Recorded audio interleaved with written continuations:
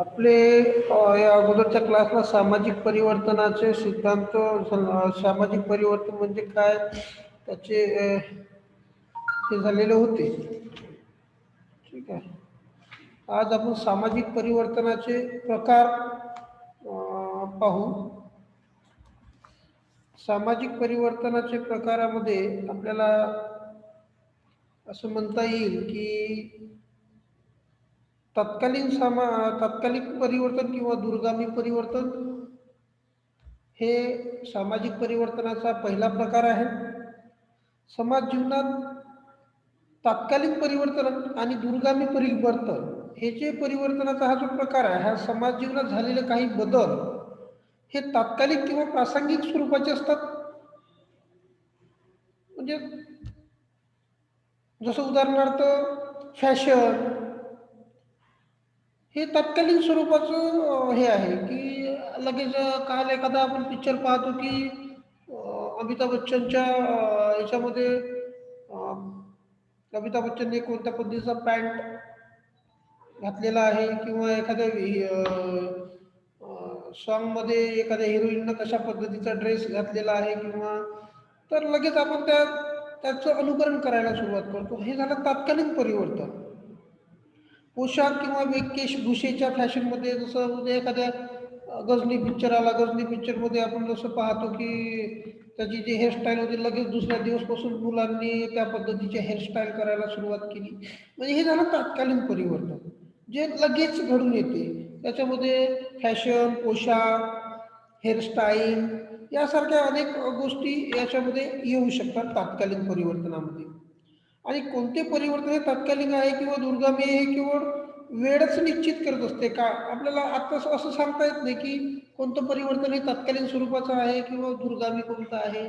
तर हे आपल्याला सांगता येत नाही, कारण एखादी फॅशन समजा आज आली तर ही फॅशन किती दिवस चालेल याची शाश्वती आपल्याला आज सांगता येत नाही. आणि म्हणून जे काही परिवर्तन आहे हे परिवर्तन महत्वाचं असते. दूरगामी परिवर्तन सुद्धा महत्वाचं असते. मूल्यात्मक परिवर्तन, संस्थात्मक परिवर्तन, मालकी हक्काबद्दलचं परिवर्तन ही दूरगामी परिवर्तनाची उदाहरणं आहेत आपल्याला सांगता येतात. जसं मूल्यात्मक परिवर्तन, एखाद्या याच्यामध्ये मूल्य जी असतात एखाद्याची ते मूल्य परिवर्तित होणे. संस्थात्मक परिवर्तन, मालकी हक्कामधील परिवर्तन, जसं माझ्या वडिलांच्या नावाची शेती आज माझ्या नावानं झालं, हे झालं दूरगामी परिवर्तन, कारण ते कायमस्वरूपी परिवर्तन आहे. आणि म्हणून ह्या परिवर्तनाच्या ज्या काही बाबी आहेत हे सामाजिक परिवर्तनाच्या प्रकारामधलं तात्कालीन परिवर्तन किंवा दूरगामी परिवर्तन हा जो प्रकार पडतो त्याच्यामध्ये आपल्याला सांगता येईल. दुसरा असा प्रकार आपल्याला सांगता येतो की समग्र परिवर्तन आणि आंशिक परिवर्तन. आता समग्र परिवर्तन म्हणजे काय आणि आंशिक परिवर्तन म्हणजे काय? साधारणतः आपण पाहतो की आर्थिक, सांस्कृतिक आणि राजकीय यासारख्या समाज जीवनामध्ये विभिन्न अंगाद्वारे होणारे बदल म्हणजे समग्र परिवर्तन. म्हणजे की आर्थिक, सांस्कृतिक, सामाजिक, राजकीय यासारख्या समाज जीवनात विभिन्न अंगाने म्हणजे वेगवेगळ्या अंगाने होणारे बदल म्हणजे समग्र परिवर्तन होय.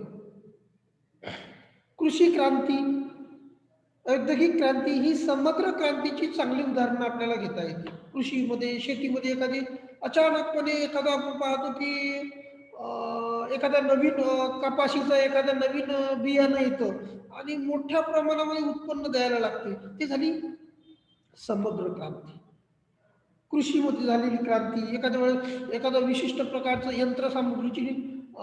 यंत्रसामुग्री निर्माण झाली कृषी क्षेत्राशी निगडीत.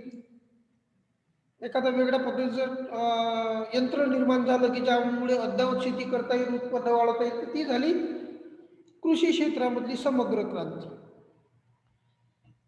तसंच शिकारी अवस्था, पशुपालन अवस्था, कृषी अवस्था आणि औद्योगिक अवस्था ही देखील समग्र क्रांतीची, समग्र परिवर्तनाची उदाहरणं आपल्याला सांगता येतील. वेगवेगळ्या टप्प्यावर वेगवेगळ्या प्रमाणामध्ये जे बदल घडून येतात ते आपल्याला हे सांगता येतात. आणि समाजाच्या एखाद्या विशिष्ट क्षेत्रात जर एखादा बदल होत असेल परंतु उर्वरित समाज मात्र जसा होता तसाच राहत असेल तर त्याला आपण आंशिक परिवर्तन असे म्हणतो. जसं 1950 नंतरच्या काळात नव्याने स्वतंत्र झालेल्या देशामध्ये नवीन राज्यघटना तयार करण्यात आली. राज्यघटनेनुसार कार्य करणारी लोकशाही शासन व्यवस्था निर्माण झाली, परंतु ती दीर्घकाळ टिकली नाही. कारण शैक्षणिक, आर्थिक, सामाजिक, धार्मिक व समाज जीवनाच्या विभिन्न अंगात लोकशाही शासन व्यवस्थेच्या दृष्टीने आवश्यक असणारे बदल जे होते ते झालेच नव्हते. आणि म्हणून सरंजामशाही मनोवृत्तीमध्ये बदल झाल्याशिवाय लोकशाही व्यवस्था रुजणे किंवा यशस्वी होणे जवळजवळ अशक्य असते असे म्हणता येईल. आणि म्हणून लोकशाही यशस्वी होण्यासाठी राजकीय संस्कृतीत बदल होणे गरजेचे असते आणि हे बदल अत्यंत महत्त्वाचे असतात. आणि म्हणून आंशिक परिवर्तन, समग्र परिवर्तन हे सामाजिक परिवर्तनाचे आपल्याला चांगले प्रकार सांगता येतात. दुसरं आहे त्याच्यानंतर तिसरं जे आहे रेखीय परिवर्तन आणि चक्राकार परिवर्तन.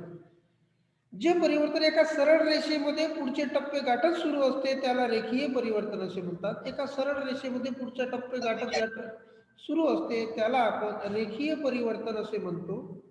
तर रेखीय परिवर्तन म्हणतात कारण उत्क्रांतीच्या रूपाने होणारे परिवर्तन हे रेखीय परिवर्तनाचे उदाहरण आहे. आदिम अवस्थेपासून आधीच्या काळापासून औद्योगिक अवस्थेपर्यंत समाजाची जी वाटचाल झालेली आहे ती रेखीय परिवर्तनातूनच झालेली आहे असं आपल्याला म्हणावं लागेल. रेखीय परिवर्तन हा जो प्रकार आहे कोणत्याही गोष्टीची पुनरावृत्ती या प्रकारामध्ये होत नाही. तसेच परिवर्तनाच्या प्रक्रियेत खंडही पडत नाही. सरळ एका मार्गाने जे होणारं एका रेषेमध्ये जे परिवर्तन होत असते त्याला म्हणतात रेखीय परिवर्तन. आणि चक्रीय परिवर्तन जे आहे ते चक्रीय परिवर्तन एक मिनिट.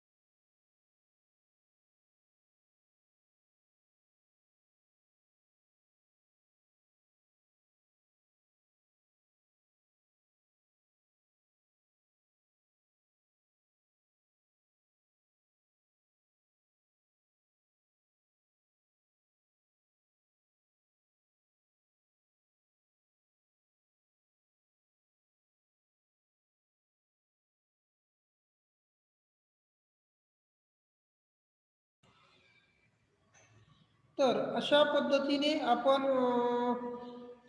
रेखीय परिवर्तन हे घडून येत असते. आणि चक्राकार परिवर्तन हे जे आहे हे परिवर्तन ठराविक काळानंतर जुन्या गोष्टी पुन्हा पुन्हा समोर येतात.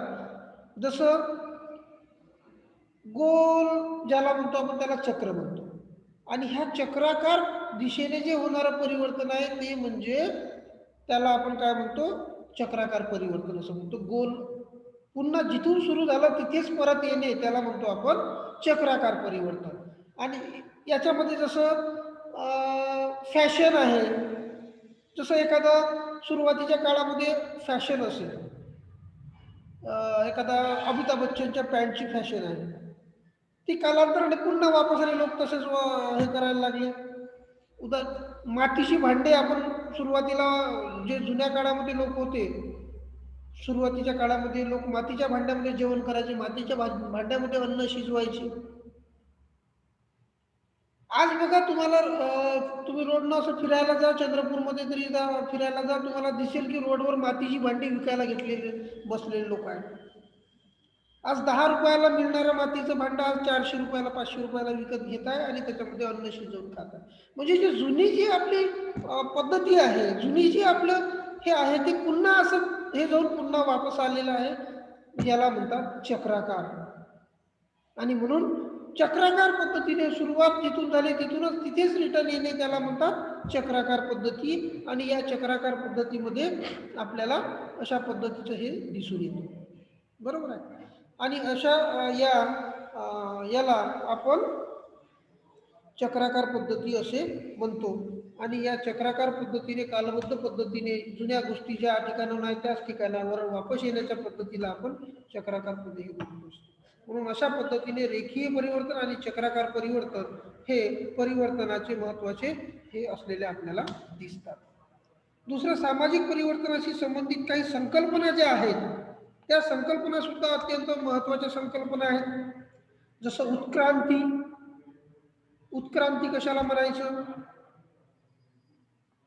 उत्क्रांती हा डेव्हिड डार्विनच्या सिद्धांताशी निगडीत हा डार्विनचा उत्क्रांतीचा सिद्धांत जो तुम्ही पाहिला असेल तर डार्विनच्या उत्क्रांतीचा सिद्धांत हा महत्वाचा आहे. त्याची विचारधारा हर्बर्ट स्पेन्सरने उत्क्रांतीवादीचा सिद्धांत मांडला आहे. उत्क्रांती घडून येणे एखाद्या गोष्टीची उत्क्रांती म्हणजे एकंदरीत आपण जर विचार केला तर अतिशय संत गतीने होणारा बदल म्हणजे आपल्याला त्याला उत्क्रांती म्हणावं लागेल. उत्क्रांती म्हणजे उत्क्रांती कशाला म्हणायचं तर अतिशय संत गतीने होणारा जो बदल असतो त्याला आपण उत्क्रांती असे म्हणतो. जसं गोगल गायच्या गतीने काही म्हणतो ना आपण, किती हळू बदलत आहे बापरे. गोगल गायच्या गतीने होणारं परिवर्तन त्याला म्हणतो आपण उत्क्रांती. आणि क्रांती कशाला म्हणायची मग? उत्क्रांती वेगळं, क्रांती वेगळं. क्रांती म्हणजे एखाद्या घटनेमुळे घडून येणाऱ्या बदलाची गती मंद नसून ती जलद असते, फास्ट, त्वरित घडून येणारा जो बदल असते त्याला म्हणतात आपण क्रांती. क्रांतीच्या मार्गाने होणारं परिवर्तन. आणि म्हणून क्रांती, उत्क्रांती, क्रांती. जसं आपण सुरुवातीला ऐकलं असेल कृषी क्रांती झाली. इसवी सन पूर्व 3000 वर्षापूर्वी शेतीशी निगडीत ज्या काही होत्या त्याच्यावर कृषी क्रांती घडून आली आणि शेतीमध्ये परिवर्तन झालं. अलीकडे आपण ऐकतो आहे की औद्योगिक क्रांती झाली. आणि ह्या क्रांतीच्या मार्गातून जे परिवर्तन घडून येते त्याला आपण काय म्हणतो, जो बदल घडून येतो. मग आपण असं म्हणतो की नाही आता प्रगती झाली आहे, आपल्या देशाची प्रगती झाली. मग प्रगती असं उत्क्रांती, क्रांती, या नंतर मग काय येतं? प्रगती येते. प्रगती म्हणजे सामाजिक परिवर्तनाचा एक प्रकार आहे प्रगती म्हणजे.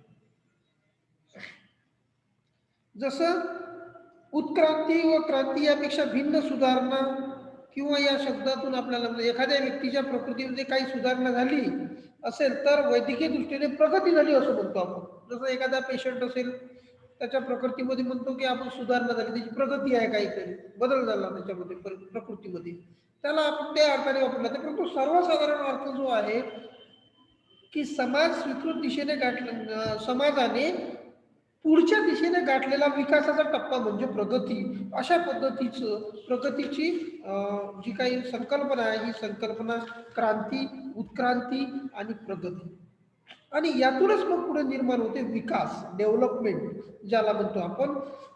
सर्वच सजीवांची उत्पत्ती, विकास आणि विनाश अशा 3 अवस्थांमधून जावं लागतं. आणि यालाच वनस्पतीशास्त्रात व जीवशास्त्रात ही सजीवांच्या विकासाचे अध्ययन करणारी शास्त्र आहेत.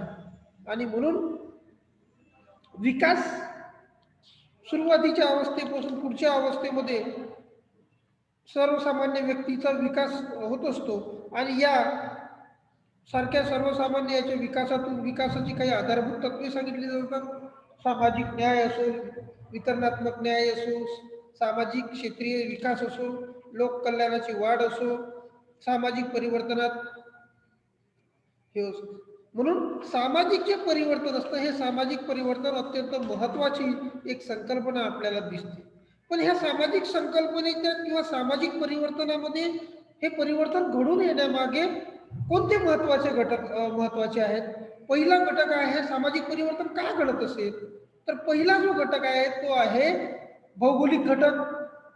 त्याच्यामध्ये भूमी, हवामान, नद्या, जलाशय, वनस्पती, समुद्र यासारख्या सर्व घटकांचा समावेश होतो, की याच्यामध्ये जर बदल झाला तर आपण परिवर्तन झालं असं म्हणू शकतो. दुसरा आहे लोकसंख्येविषयक घटक. हा महत्वाचा घटक असा आहे की फारच कमी लोक असणारे देश संरक्षणाच्या दृष्टिकोनातून दुबळे ठरतात. लोकसंख्या फार कमी असेल ज्या देशाची तर ते संरक्षण करू शकत नाही. आणि म्हणून लोकसंख्येच्या दृष्टिकोनातून जर लोकसंख्येत परिवर्तन झालं असेल तर सुद्धा समाजामध्ये परिवर्तन होत आहे असं दिसून येते.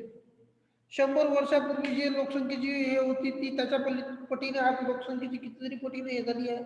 आणि म्हणून लोकसंख्या हा सुद्धा एक परिवर्तनाचा महत्वाचा घटक आहे. दुसरं तंत्रज्ञानात्मक घटक आहे. मानव आज नवनवीन शोध लावत आहेत. नवनवीन उद्योगधंद्यांच्या वाटचालीसाठी नवनवीन तंत्रज्ञान पुढे येत आहे. आणि म्हणून हे तंत्रज्ञानात्मक घटक सुद्धा अत्यंत महत्वाचे असतात जे समाजामध्ये बदल घडवून येत असतात. नवनवीन इंजिन निर्माण होत आहेत. शेतीची नवनवीन यंत्रसामुग्री, उद्योगधंद्यांची यंत्रसामुग्री या पद्धतीनं ज्या नवनवीन बदल होत आहेत त्याला तंत्रज्ञानात्मक घटक म्हणतात. ते सुद्धा महत्वाचे असतात. आणि चौथं आहे सांस्कृतिक घटक. सांस्कृतिक घटक सुद्धा बदलत असतात. भौगोलिक वस्तू जशा कालसापेक्ष आहेत तशाच हे आहेत. संस्कृती जी आहे ती सुद्धा बदलत असते. अनेक देशांच्या संस्कृती आपण त्याचं अनुकरण करत असतो. म्हणजे संस्कृती सुद्धा सातत्याने बदलणारी असते. समाजाचा संस्कृतीचा वारसा हा नवीन पिढीला नवीन दिशेने देत असतो. आणि त्याच्यानंतर पाचवा घटक आहे आर्थिक घटक. हा आर्थिक घटक सुद्धा महत्वाचा घटक मानला जातो. समाज जीवनात जे अनेक घटक असतात ते उद्योगधंदे, आर्थिक व्यवहार याच्याशी निगडीत असतात. आणि यामुळे जे काही आर्थिक बदल होतात ते सुद्धा महत्वाचे असतात. त्यालाच आपण आर्थिक घटक सुद्धा म्हणतो. म्हटलेलं आहे सामाजिक परिवर्तन म्हणजे उत्पादनासंबंधीचा बदल होय असं कार्ल मार्क्सची व्याख्या आहे. आणि म्हणून सामाजिक परिवर्तन हे अत्यंत महत्वाचं आहे. अशा पद्धतीने सामाजिक परिवर्तनाचे प्रकार, त्याचे आवश्यक घटक आणि काही संकल्पना आपण आजच्या क्लासमध्ये पाहिलेल्या आहेत. याच्यानंतर फक्त तुमचा एकच चॅप्टर राहिला आहे तो म्हणजे सामाजिक परिवर्तनाचे सिद्धांत. तो आपण याच्या पुढच्या क्लासला पाहू. म्हणजे तुमचा या सेमिस्टरचा सिलेबस या ठिकाणी संपून जातो. ठीक आहे. ठीक आहे, कारण आता नंतर लगेच फर्स्ट इयरचा क्लास आहे.